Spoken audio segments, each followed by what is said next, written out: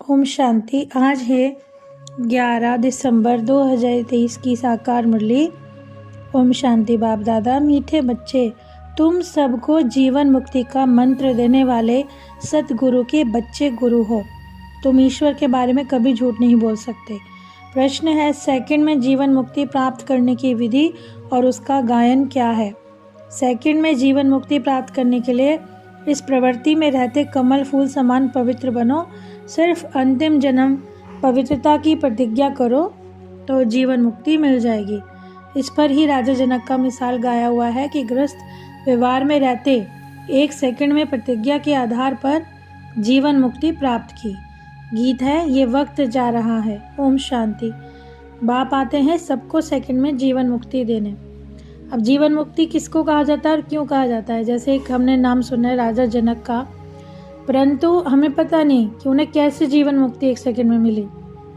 जीवन मुक्ति तो सतयुग त्रेता में भी है, महामंत्र है, जीवन मुक्ति का महामंत्र है। परंतु ब्रह्मा कुमार कुमारियों को ये मंत्र कहाँ से मिला? हमारे परमपिता शिव भगवान से, जो सर्वोत्तम हैं, सद्गुरु हैं। तो हम बच्चे भी उनसे ही तो बस सद्गुरु बनते हैं। जब हम बाबा से ज्ञान सुनते हैं तो जो बाबा का ज्ञान होगा वो भी सच्चा, और जो बाबा से हम सुनेंगे वो भी सच। तो नंबरवार तो होते ही हैं, लेकिन ईश्वर के बारे में भी जानने वाले। तो बाबा कहते हैं सबसे पहले झूठ आदि ना बोलो, क्योंकि बहुत बातों में सब झूठ बोल देते हैं। मगर यहाँ है पवित्रता की बात कि कैसे हम गृहस्थ व्यवहार में रहें और कमल पुष्प समान पवित्र बनेंगे। परंतु बाप ने ऐसी शिक्षा दी है, ये कईयों को पता भी नहीं है। अब ब्राह्मण बच्चे ही बाबा से सुनते हैं, क्योंकि उन्हें पता है कि हमको कौन पढ़ा रहा है। तो जैसे जैसे राधे अनुराधे बनती है, किसी का नाम नारायण है, तो बाबा कहते हैं 1 सेकंड में जीवन मुक्ति गृहस्थ व्यवहार में रहते भी उच्च पद पाया जा सकता है, क्योंकि मुक्तिदाता है भगवान हमारा बाप। सन्यासी लोग तो घर बार को छोड़ देते हैं, क्योंकि वो जानते नहीं कि ऐसा भी हो सकता है। परंतु यहाँ ऐसा कुछ छोड़ना नहीं है। यहाँ गृहस्थ व्यवहार में रहते हुए भी कमल फूल समान पवित्र बनना है। राजाई में तो वहाँ स्त्री पुरुष दोनों चाहिए। तो ये हमें समझना पड़ेगा कि अभी जो हम करेंगे वही हमारा भविष्य बनेगा। अभी पवित्र बनेंगे तो पवित्र दुनिया के मालिक बनेंगे। अभी भ्रष्टाचारी तो भ्रष्टाचारी दुनिया में रह ही रहे। तो भक्ति मार्ग में ये सब इतना नहीं बताया जाता। कहते हैं ना जीवन मुक्ति के लिए कि भाई जितना दान पुण्य करेंगे फिर भगवान मिलेंगे। तो बाबा कहते हैं अभी तो भारत ही श्रेष्ठाचार्य नहीं है, तो हमें चित्रों के द्वारा बहुत समझानी मिलती है, और हम औरों को चित्र आदि दिखा सकते हैं कि कैसे स्वर्ग का रचयिता बाप है और नर्क का रचयिता रावण है। फिर राम राज्य कहाँ होगा, स्वर्ग कैसे बनेगा, कैसे स्थापना होगी। और साथ में हम बता सकते हैं कि परमात्मा सर्वव्यापी नहीं है। देवी देवताओं की आत्माएं उस सतयुग में ही आती हैं। अब बाबा कहते हैं कि मैं तुम्हें समझाता हूँ कि तुम कैसे इतने जन्म लेते हो, तो हिसाब करो।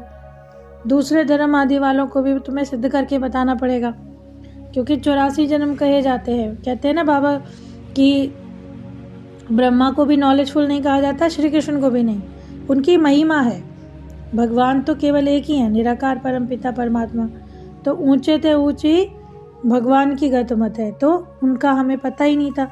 तो हमें लेकिन अब पता पड़ा, तो हमें सिद्ध भी करना है। उसके लिए हमारी बुद्धि की लाइन क्लियर होगी, तभी हम समझा सकेंगे कि कैसे भगवान ने धर्म रचा, कैसे हमारी गीता जो है उनसे हमें वर्षा मिलता है, कैसे हम परमपिता परमात्मा से योग लगाते हैं। बाकी तो बाबा कहते हैं और धर्म बाद में निकलते हैं। सतयुग में केवल होता है एक देवी देवता धर्म। तो बाप के बदले बच्चे का नाम दे दिया। जीवन चरित्र तो सबका अलग अलग है। बाप कहते हैं सर्व धर्मानी परित्यज्य, सब धर्मों को छोड़कर मुझ में आप परमात्मा की याद में रहो, और अशरीरी बनकर अशरीरी बाप को याद करो। सन्यासी आदि तो ये सब कह नहीं सकते। तो सभी धर्म वालों को कहते हैं ना बाबा कि सबको ही ये काम करना है कि तुम्हें देह संबंध त्याग कर मुझ में अपना योग लगाना है। तो सारे संबंधों का मोह त्यागो और मामेकम याद करो। ये कौन कहते हैं? बाबा। तो समझानी तो कितनी अच्छी दी है, लेकिन परंतु बच्चे क्या करते हैं, एक कान से सुनते हैं और दूसरे कान से निकाल देते हैं। जबकि है बहुत सहज, कुछ भी नहीं करना, आपको घर गृहस्थी भी नहीं छोड़ना, अपना काम भी करते रहना है। बाबा कोई दुख भी नहीं देते। बाबा सिर्फ कहते हैं मामेकम याद करो। और ऐसे ही कहा जाता है कि अतीन्द्रिय सुख की भासना गोप गोपियों से पूछो। अभी तो गोप गोपियाँ ना सतयुग में है ना कलयुग में है। तो बाबा कहते हैं गोप गोपियाँ सब है मेरे बच्चे। नई रचना संगम पर होगी तो मैं कल्प के संगम युग आता हूँ। कल्प नहीं आता। जब नई दुनिया की स्थापना करनी होती है तभी बाप को आना पड़ता है, क्योंकि झाड़ भी पूरा कंप्लीट होना चाहिए। अब भारत तो है अविनाशी खंड, जबकि भारत की महिमा बहुत है। सभी खंडों में सबसे श्रेष्ठ है भारत, जिसका कभी विनाश नहीं होता। बाबा याद प्यार दे रहे हैं। मीठे मीठे सिकिलदे बच्चों प्रति माता पिता बाप दादा का याद प्यार और गुड मॉर्निंग। रूहानी बाप की रूहानी बच्चों को नमस्ते। हम रूहानी बच्चों की रूहानी बाप दादा को याद प्यार नमस्ते और गुड मॉर्निंग। शुक्रिया बाबा, शुक्रिया। उसी दिन रात्रि क्लास थी 16/4/68 की। तुम ब्राह्मणों बच्चों बगैर ये किसी को पता ही नहीं कि संगम युग कब होता है। बाबा कहते हैं कि तुम बच्चे ही मुझसे सीखते हो तो ब्राह्मण बनते हो। संगम युग पर भगवान ही आकर हमें राजयोग सिखाते हैं। तो हर एक मनुष्य को नहीं मालूम पड़ा, ना उनको इतनी धारणा हुई। और कहते हैं ना, जिसके सर पे जितना ज़्यादा पाप का बोझा होता है वो उतना कम समझता है।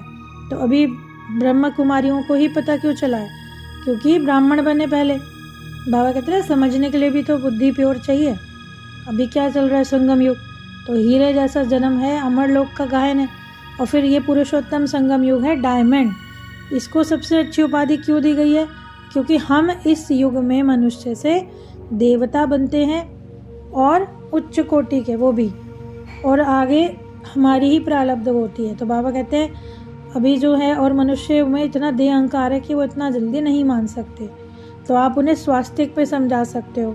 तो बच्चों को भी अगर ये याद रहे कि तुम किसके द्वारा पढ़ रहे हो, हम किसके स्टूडेंट हैं, तो कितनी खुशी मिलेगी। Student life is the best life. और फिर ये तो सोर्स ऑफ इनकम भी है, क्योंकि ये है मनुष्य से देवता बनने की पाठशालाएँ।